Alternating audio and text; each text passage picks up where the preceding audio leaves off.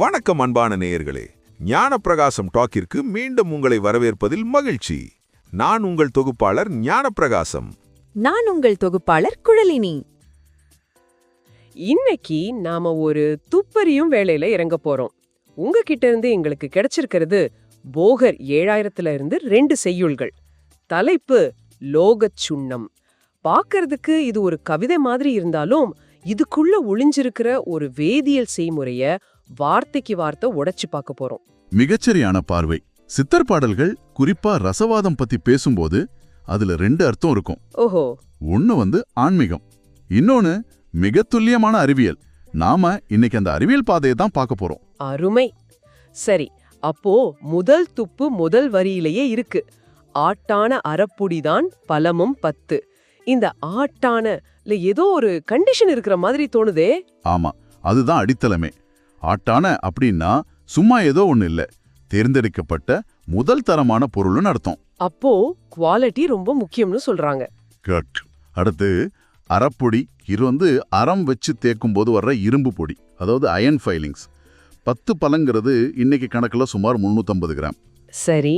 ஆக முதல் கட்டளையே 350 கிராம் முதல் தரமான இரும்பு துகள்கள்லாம் எடுத்துக்கோங்கிறது தான். ஓகே, அப்போ அடுத்த வரிகள் இதை தயார் பண்றத பத்தி தானா? அழுந்தவே பழச்சாற்றில் ஊறவிட்டு அப்புறம் மூட்டான 3ஆம் நாள் கழுவி போட்டு. ஆமா, இதை ஒன்னா பார்க்கணும். அழுந்தவே அப்படின்னா முழுசா முழுகணும், ஒரு துளி கூட மிதக்க கூடாது. எதுல? பழச்சாறு.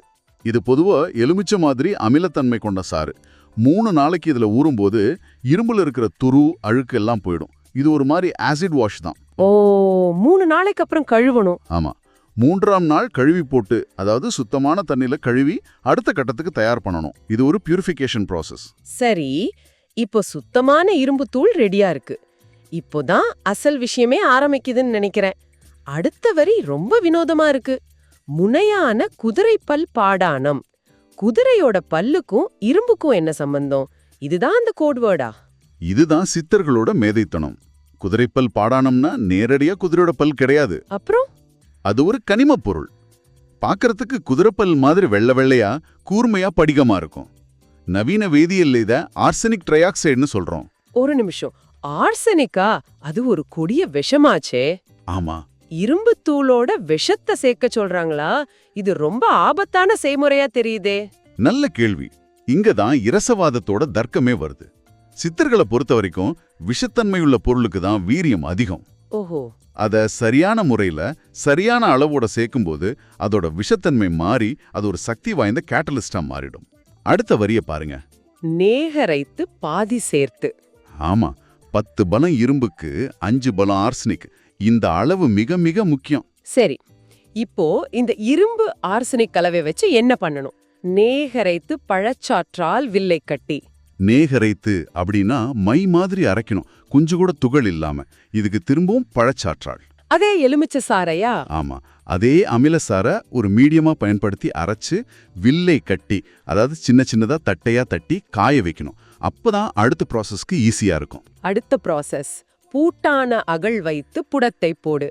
இந்த புடம் போடுறதுங்கிற வார்த்தையை நான் நிறைய சித்தர் பாடல்கள்ல கேட்டிருக்கேன். அது என்ன? இது சும்மா அடுப்புல வைக்கிறது இல்ல, இது ஒரு நுட்பமான வெப்பப்படுத்துற முறை. பூட்டான அகல்னா 2 மண் சட்டி. சரி.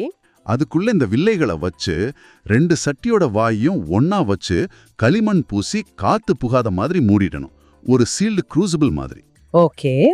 அப்புறம் அந்த மூடின அகலைய குறிப்பிட்ட அளவு மாட்டுச்சாண வரட்டிக்கு நடுவுல வச்சு எரிக்கணும். இதுதான் புடத்தை போடுதல். நேரடியா நெருப்புல காட்டாம மெதுவா சீரா ஒரு குறிப்பிட்ட வெப்பத்துல சூடுபடுத்துறது. அப்போ இது ஒரு ஸ்லோ குக்கிங் மாதிரி. ஆமா, இதுக்கு பேரு கால்சினேஷன். இது பொருளோட வேதியியல் அமைப்பையே மாத்திடும். புடமிட்டதுக்கு அப்புறம் முதல் பாடலோட கடைசி வரி பெருங்குகையில் வைத்துமே உருக்கி போடே. இது வேற மாதிரி இருக்கே. ஆமா, புடமிட்டு எடுத்த பொருளை பெருங்குகை, அதாவது ஒரு பெரிய உலை கல்லன், ஒரு ஃபர்னேஸ்ல வச்சு மிக அதிக வெப்பத்துல உருக்கணும். அப்போ முதல் பாடல் ஒரு முழு ப்ராசஸையும் சொல்லுது. கரெக்ட். இரும்ப சுத்தம் செஞ்சு ஆர்சனிக் சேர்த்து அரைச்சு வில்லை தட்டி மெதுவா சூடு பண்ணி கடைசியா அதிக வெப்பத்துல உருக்கி ஒரு புது உலோக கலவைய உருவாக்குறாங்க. இது ஒரு லேப் மேனுவல் மாதிரி இருக்கு. ஆச்சரியமா இருக்கு. சரி, அந்த புது உலோக கலவை ரெடி. இப்போ 2வது பாடலுக்குள்ள போறோம். உருக்கியே மணியாக வாங்கி கொண்டு, ஆமா உருக்கின உலோகம் குளிர்ந்ததும் பளபளன்னு ஒரு சின்ன கட்டி மாதிரி ஒரு மணி மாதிரி ஆயிடும். அதான் மணியாக. அதை எடுத்துக்கணும். எடுத்துட்டு என்ன பண்ணணும்? உய்த்துமே கல்வத்திற் பொடியாய் பண்ணி. என்னது மறுபடியும் முதல்ல இருந்தா? எதுக்கு திரும்பவும் பொடி பண்ணணும்? இது ஒரு சைக்கிள். ஒவ்வொரு கட்டத்திலையும் பொருளோட தன்மை இன்னும் சிறப்பா மாறுது. இப்ப கிடைச்ச இரும்பு ஆர்சனிக் கலவைய அடுத்த வேதிவினைக்கு தயார் பண்ண அதோட சர்ஃபேஸ் ஏரியாவை அதிகப்படுத்தணும். அதுக்கு தான் திரும்பவும் கல்வத்துல பொடி பண்றாங்க. சரி, பொடி பண்ணியாச்சு. இப்போ ஒரு புது பொருள் வருது. வெறுக்கியே முன் சொன்ன வெடியுப்பு சுண்ணம். இந்த வெடியுப்பு சுண்ணம் திடீர்னு எங்கிருந்து வந்தது? இது ஒரு முக்கியமான இடம். முன் சொன்னங்கிற வார்த்தையை கவனிங்க. ஆமா. அப்படின்னா போகர் இதே நூல்ல வேற ஒரு இடத்துல வெடியுப்பு சுண்ணம் எப்படி தயாரிக்கணும்னு சொல்லியிருக்காருன்னு அர்த்தம். வெடியுப்புன்னா பொட்டாசியம் நைட்ரேட். அதுல இருந்து தயாரிக்கப்பட்ட ஒரு சுண்ணம் இது. இது ஒரு சக்தி வாய்ந்த ஆக்சிடைசிங் ஏஜென்ட். ஓஹோ, அப்போ அந்த உலோக பொடியோட இதை எந்த அளவுல கலக்கணும்? மேன்மையாம் சமபாகம் ஒக்க கூட்டின்னு வருது. மறுபடியும் பாருங்க, தரம், மேன்மையாம், அளவு, சமபாகம் ரெண்டுக்கும் முக்கியத்துவம் கொடுக்கறாங்க. அரைச்ச உலோக பொடியோட எடைக்கு சம எடை வெடியுப்பு சுண்ணத்தை சேர்க்கணும். சரி, இப்போ நம்ம கிட்ட 3 பொருள் கலந்த ஒரு புது பொடி இருக்கு. இதை என்ன பண்ணணும்? நறுக்கியே ஓட்டிலிட்டு ஊதி போடு. இது புடம் போடுறதுல இருந்து எப்படி அழகா? இதுதான் செய்முறையோட கிளைமேக்ஸ். இங்க டெக்னிக் மாறுது. ஓட்டிலிட்டோனா ஒரு திறந்த மண் ஓட்டுல வைக்கணும், மூடின பாத்திரம் இல்ல. அப்போ காத்து உள்ள போகும். ஆமா, ஊதி போடுன்னா ஒரு ப்ளோ பைப் வச்சு நெருப்ப நேரடியா அந்த கலவை மேல செலுத்தி வெப்பத்தை பயங்கரமா அதிகப்படுத்தணும். இது ஆக்சிடேஷன். புடம் போடுறது ஆக்சிஜன் இல்லாத சூழல், இது அதிக ஆக்சிஜன் உள்ள சூழல். ஓ, அப்போ மெதுவா செஞ்ச பொருளை இப்போ வேகமா அதிக வெப்பத்துல தாக்குற மாதிரி. இதோட விளைவு என்ன? நலமாக தவளம் போல் சுண்ணமாகும்.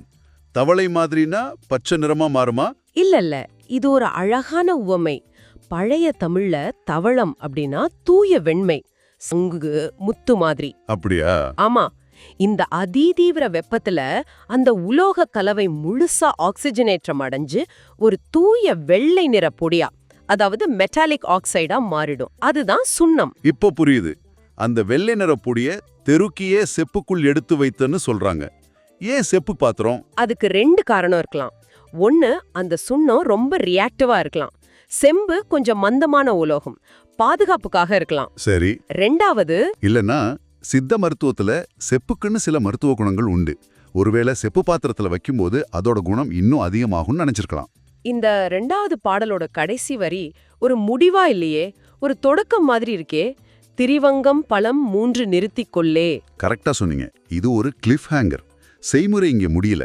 இது அடுத்த கட்டத்துக்கான முதல் படி.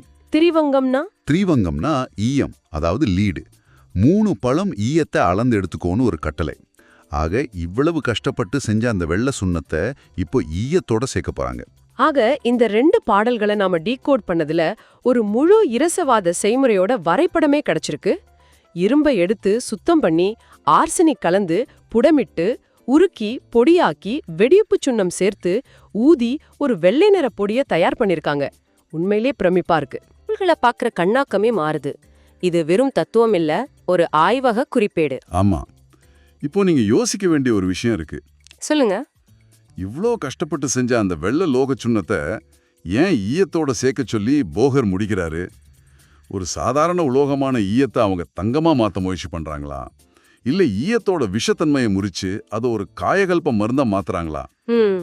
ஒருவேளை இதோட நோக்கம் உலோகத்தை மாத்துறதோ மருந்து செய்யறதோ இல்லாம நாம இன்னும் கண்டுபிடிக்காத வேற ஏதோ ஒரு பொருளை உருவாக்குறதா இருக்குமோ?